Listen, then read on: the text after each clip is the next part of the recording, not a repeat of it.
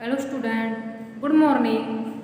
आज हम आपको प्रसार शिक्षा में आपका जो गृह विज्ञान विषय का द्वितीय पत्र है प्रसार शिक्षा एक्सटेंशन एजुकेशन में आज हम आपको प्रौढ़ शिक्षा के बारे में अध्ययन कराएंगे कि प्रौढ़ शिक्षा क्या होती है। प्रौढ़ यानी वयस्क, जो व्यक्ति अपने बचपन में पढ़ लिख नहीं पाते हैं, शिक्षा ग्रहण नहीं कर पाते हैं, तो उनके लिए प्रसार शिक्षा में किस तरह की शिक्षा का निर्धारण किया गया है। अब तक हम आपको प्रसार शिक्षा के क्षेत्र में इसके विकास उन्नति के बारे में आपको बता चुके हैं। औपचारिक शिक्षा क्या होती है, अनौपचारिक शिक्षा क्या होती है। तो प्रौढ़ शिक्षा के अंतर्गत हम अनौपचारिक शिक्षा के का ही अध्ययन करेंगे कि प्रौढ़ होते हैं, जो वयस्क व्यक्ति होते हैं, विद्यालय में पढ़ने के लिए नहीं जा पाते हैं, तो उन्हें अनौपचारिक शिक्षा के माध्यम से यानी नॉन फॉर्मल एजुकेशन के माध्यम से उनको शिक्षित किया जाता है, या औपचारिक शिक्षा के माध्यम से उन्हें शिक्षित कर उनका विकास किया जाता है। तो प्रौढ़ शिक्षा एडल्ट एजुकेशन, प्रौढ़ को वयस्क भी कह सकते हैं। जब बच्चे का जन्म होता है तो उसकी शैशवावस्था, बाल्यावस्था, उत्तर बाल्यावस्था, पूर्व बाल्यावस्था, किशोरावस्था, किशोरावस्था के बाद उसकी प्रौढ़ावस्था आती है, जो 25 वर्ष की आयु के बाद प्रौढ़ावस्था प्रारंभ हो जाती है। बच्चे का जो विद्यालय जीवन बाल्यावस्था से प्रारंभ हो जाता है, लेकिन किन्हीं कारणों से वह विद्यालय नहीं जा पाता है, अध्ययन नहीं कर पाता है, वह निरक्षर रह जाता है। इस निरक्षरता को दूर करने के लिए उसको शिक्षित किया जाता है, वो उसकी प्रौढ़ शिक्षा होती है। तो प्रौढ़ शिक्षा के अंतर्गत इन बिंदुओं के बारे में आपको अध्ययन कराएंगे। तो प्रौढ़ शिक्षा का अर्थ क्या होता है?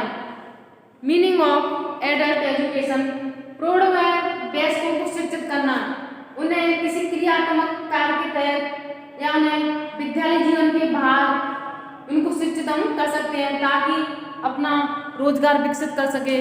अपने रोजमर्रा जीवन में जो अंक गणित संबंधी तार्किक योग्यता होती है, उनके बारे में उनको ज्ञान प्राप्त कराना ही इसका प्रमुख उद्देश्य माना जाता है। तो इसका अर्थ होता है प्रौढ़ों व वयस्कों को शिक्षित करना, यही प्रौढ़ शिक्षा का महत्वपूर्ण बिंदु माना जाता है। अतः अब इसको हम परिभाषाओं के बारे में बताएंगे, लेकिन आपको एक सामान्य जानकारी के रूप में बताते हैं। जो निरक्षरता है, निरक्षरता ही निर्धनता का कारण है। जहाँ निरक्षरता होती है, जो व्यक्ति शिक्षित नहीं होते हैं, वहाँ पर निर्धनता ही होती है। निर्धनता होती है तो अंधविश्वास होता है, तथा वो जो पारंपरिक मान्यता होती हैं उनको मानकर अंधविश्वास की तरफ चले जाते हैं, जिससे बेरोजगारी है, निर्धनता है, अंधविश्वास है, ये समस्या बढ़ती जाती हैं। जब कोई व्यक्ति निरक्षर होता है तो वह हिसाब किताब के बारे में नहीं जान पाता है, उसे अपने कार्यों में काफ़ी परेशानी होती है, या कोई बैंक से संबंधित कोई कार्य करना है, बैंक बीमा से संबंधित कोई कार्य करना है, इन कार्यों को निरक्षर व्यक्ति नहीं कर सकता है। तथा कई बार मोटी रकम वसूल कर जो महाजन होते हैं उनसे मोटा कर्ज लेते हैं। 100 की जगह पर 1000 बिंदियों का अंतर ना समझ पाने के कारण 100 की जगह 1000 रुपये का ब्याज वसूला जाता है। उन्हें दोगुना तीगुना ब्याज लगाया जाता है, क्योंकि वो हिसाब किताब के बारे में वो शिक्षित नहीं हो पाते हैं, इन चीज़ों के बारे में वो जान नहीं पाते हैं। इसलिए प्रत्येक व्यक्ति को शिक्षित करना इस प्रसार शिक्षा में प्रौढ़ शिक्षा का महत्व दिया गया है। इसलिए प्रत्येक व्यक्ति को पढ़ाना लिखाना ताकि वे अपने जीवन में आगे बढ़ सकें। जीवन में किन्हीं कारणों से शिक्षा प्राप्त नहीं कर पाते हैं, शिक्षा से जो वंचित रह जाते हैं, उनको पढ़ना लिखाना ही प्रौढ़ शिक्षा कहलाता है। जो अपने विद्यालय जीवन में पढ़ नहीं लिख पाते हैं, उन्हें पढ़ाना लिखाना ही प्रौढ़ शिक्षा कहलाता है। तो इसको हम परिभाषाओं के बारे में बताएंगे। तो कुछ समाजशास्त्रियों ने इस प्रौढ़ शिक्षा की कुछ परिभाषाएं दी हैं। पहली परिभाषा आपकी C.L. कुंडू के अनुसार, C.L. कुंडू क्या कहते हैं प्रौढ़ शिक्षा की परिभाषा के बारे में? प्रौढ़ शिक्षा न केवल उपचारी या औपचारिक विद्यालय शिक्षण से संबंधित द्वितीय अवसर कार्यक्रम है, यानी जो पहला अवसर होता है उसको तो बाल्यावस्था में दिया जाता है, विद्यालय जीवन वहीं से शुरू हो जाता है, उसकी 5 वर्ष की आयु से उसका विद्यालय जीवन शुरू हो जाता है। वहाँ से उसको औपचारिक यानी फॉर्मल शिक्षा दी जाती है। विद्यालय में पढ़ने जाता है तथा उसे होमवर्क भी करना पड़ता है, उसे कुछ नियमों का पालन भी करना पड़ता है। तो वो तो उसका प्रथम अवसर होता है। लेकिन प्रौढ़ शिक्षा में ना केवल उपचारिक या औपचारिक विद्यालय शिक्षण से संबंधित द्वितीय अवसर होता है। जो प्रौढ़ों को जो शिक्षा दी जाती है द्वितीय अवसर होता है। पहला अवसर तो उनका बाल्यावस्था में निकल चुका होता है, अपितु प्रौढ़ों को प्रौढ़ समझकर उन्हें संबोधित करते हैं। उन्हें छोटा बच्चा ना समझकर उनकी आयु के हिसाब से, उनकी प्रौढ़ के हिसाब से, उनकी उम्र के हिसाब से, उनकी लिंग के अनुसार ही उनको शिक्षा दी जाती है, संबोधित करते हैं, बताते हैं। एक ऐसी शिक्षा प्रणाली है, ये एक ऐसा एजुकेशन सिस्टम है जो प्रौढ़ों के जीवन की परिस्थितियों से, जो प्रौढ़ों में कौन कौन सी घटनाएं हैं, उन घटनाओं को समझकर उनको क्रियात्मक शिक्षा दी जाती है, ताकि अपना पेट पालन के लिए, अपने जीवन स्तर को ऊंचा उठाने के लिए वो शिक्षित हो सके। तो की परिस्थितियों से अधिक सफलतापूर्वक जूझने में सहयोग प्रदान करना। कहने का तात्पर्य है वो अपनी समस्याओं को सुलझा सकें, जो कुछ समस्याएं होती हैं अपने जीवन स्तर को ऊंचा उठा सकें, अपने लिए कुछ कुटीर उद्योग खोल सकें, ताकि अपना जीवन यापन कर सकें।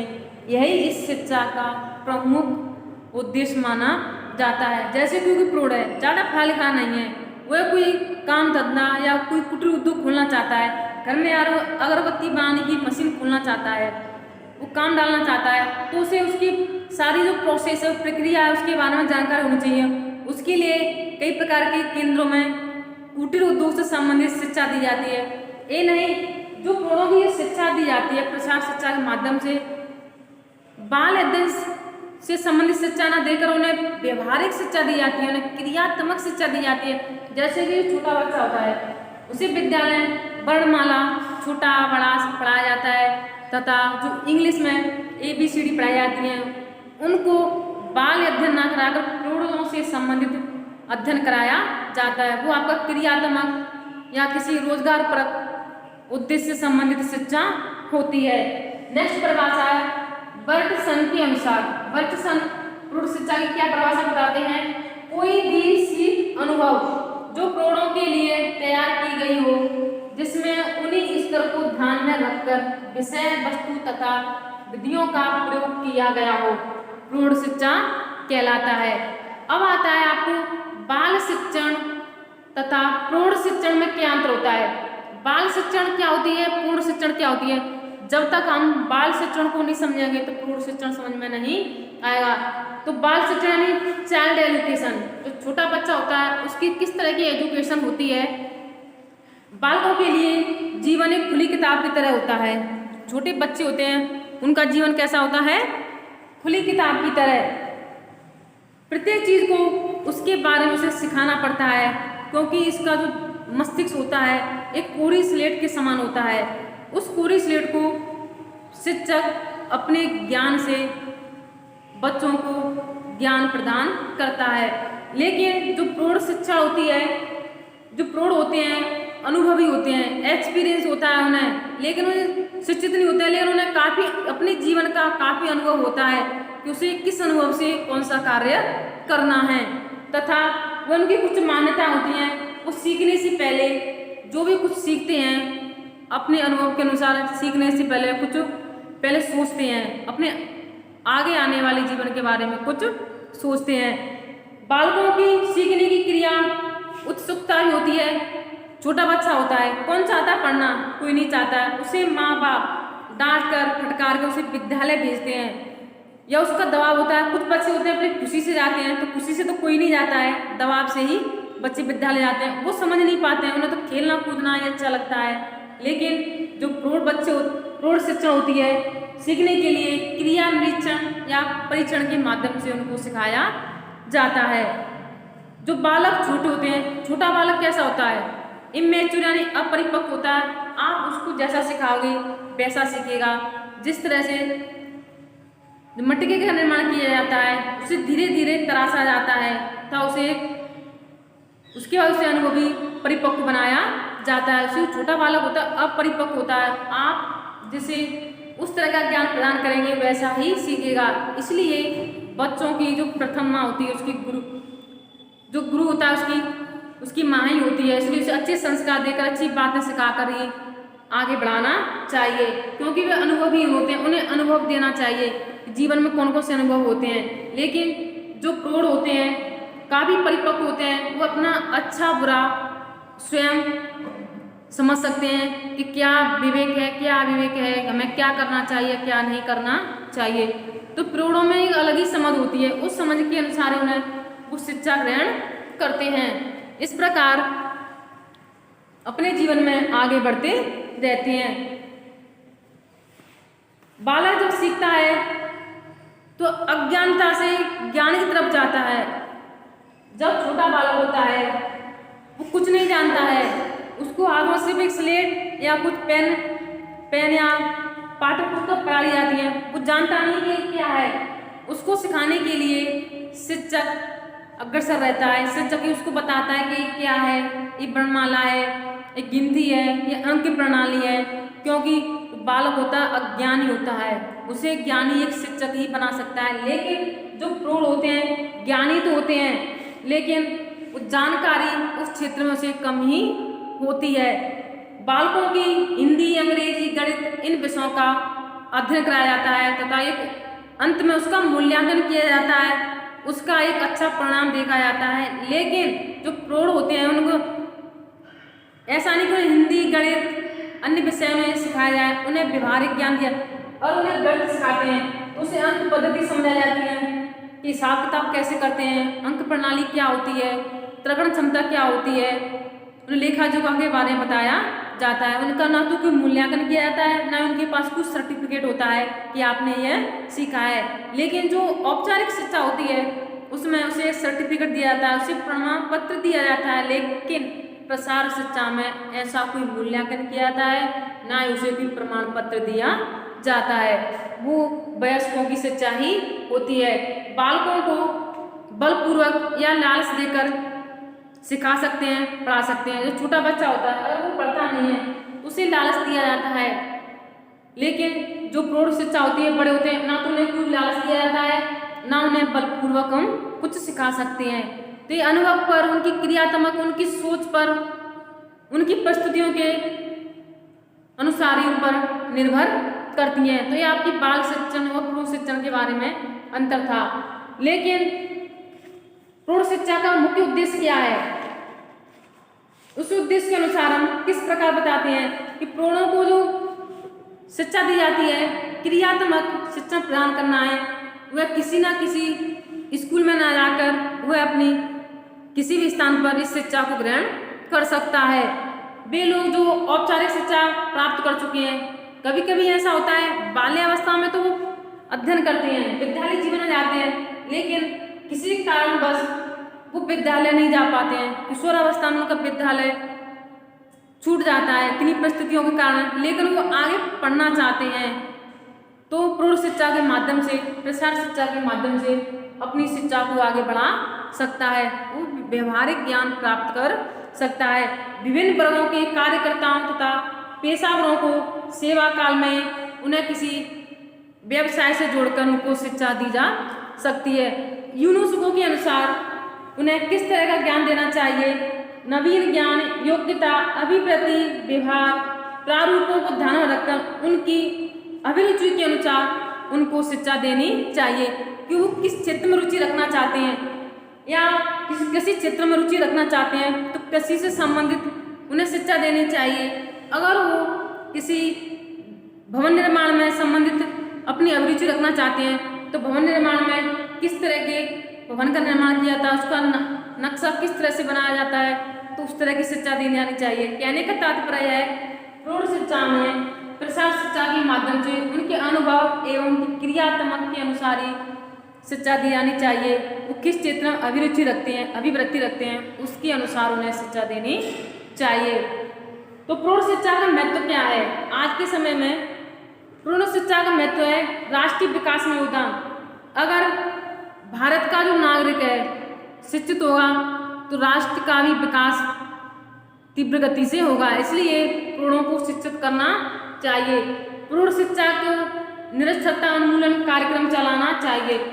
जो भारत सरकार द्वारा जो कार्यक्रम चलाए जाते हैं उन कार्यक्रमों में प्रौढ़ शिक्षा को शिक्षित कर उन्हें आगे बढ़ाना चाहिए, ताकि देश में जन समूह में निरक्षरता का हिंदुस्तान से नाम ही मिट जाए तथा गरीबी मिटने लगेगी, अंधविश्वास भी मिटने लगेगा। प्रौढ़ शिक्षा का निर्धनता उन्मूलन में योगदान, सामाजिक पुनर्गठन में योगदान। अगर प्रौढ़ों को शिक्षा दी जाएगी, एडल्ट एजुकेशन दी जाएगी समाज में, तो उनके समाज के निर्माण में भी उनका काफी योगदान माना जाता है। राष्ट्रीय कार्यक्रमों के क्रियान्वयन करने में, आर्थिक विकास के योगदान में, प्रजातंत्र की सुरक्षा में के योगदान में। अगर प्रौढ़ों को हम शिक्षित करते हैं तो प्रजातंत्र के क्षेत्र में भी उनका काफी योगदान होता है। तो प्रौढ़ शिक्षा को प्रभावित करने वाले कौन कौन से कारक होते हैं जो प्रौढ़ शिक्षा को प्रभावित करते हैं, किन कारणों से वह पढ़ नहीं पाते हैं? तो प्रौढ़ शिक्षा की जो मानसिकता किशोरों तथा युवाओं की मानसिकता से भिन्न होती है। उनकी अधिक उम्र हो जाने पर वो पढ़ने लिखने में अपनी अभिरुचि नहीं दिखाते हैं। इस रुचि को जागृत करने के लिए भारत सरकार ने कई प्रकार के निरक्षरता उन्मूलन कार्यक्रम चलाए हैं, प्रसार शिक्षा को बढ़ावा दिया है ताकि हम प्रौढ़ों को शिक्षित कर सकें। इस भारत से नहीं बल्कि पूरी विश्व में, संपूर्ण विश्व में निरक्षरता को मिटाया जा सके। तो प्रौढ़ शिक्षा को प्रभावित करने वाले कारक हैं आदतें, अभिवृत्ति, अभिरुचि, जीवन का लक्ष्य, सामाजिक आर्थिक स्थिति, मनोवैज्ञानिक कारक, आवश्यकता। ये कारक हैं जो प्रौढ़ शिक्षा को प्रभावित करते हैं।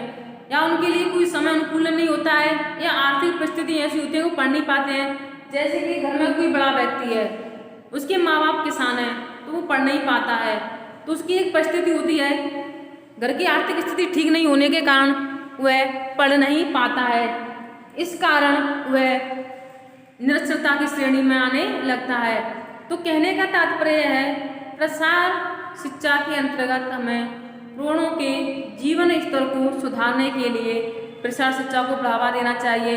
तो प्रसार कार्यकर्ता हैं, उन्हें जन समूह में जाकर प्रौढ़ों की समस्याओं के बारे में जानकारी प्राप्त करके उन्हें रोजगारपरक शिक्षा उपलब्ध करवानी चाहिए, ताकि भारत में जो पुरुष हैं, पुरुषों के साथ साथ जो महिला हैं, वो भी किसी रोजगार में जुटकर अपना जीवन यापन स्वयं कर सकते हैं, ताकि उन्हें किसी भी आर्थिक स्थिति का सामना ना करना पड़े।